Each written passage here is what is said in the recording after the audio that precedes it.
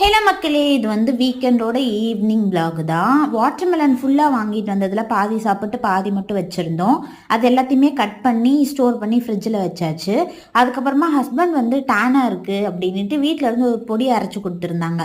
So அதை வாட்டரில் mix பண்ணி அவருக்கு அப்ளை பண்ணி விட்டதுக்கு அப்புறமா ஃப்ரிட்ஜில் சில காய்கறிகளெல்லாம் பாக்ஸில் போடாமல் இருந்தது.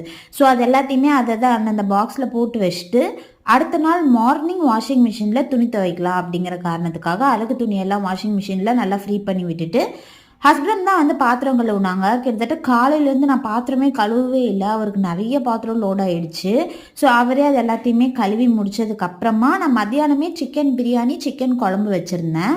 அதையே நம்ம சூடு பண்ணி நைட்டு சாப்பிட்டுக்கலாம் அப்படின்ட்டு, இல்லைனா அது வேஸ்ட்டாக போயிடும் அப்படிங்கிறதுனால சூடு பண்ணி நைட்டு டின்னருக்கு அதையே நாங்கள் 2 பேரும் சாப்பிட்டு தூங்க போயிட்டோம். இப்படி தான் எங்களோட வீக்கெண்ட் ஈவினிங் போச்சு. உங்களது எப்படி போச்சுன்னு சொல்லிட்டு மறக்காமல் சொல்லுங்கள். Tata, bye by.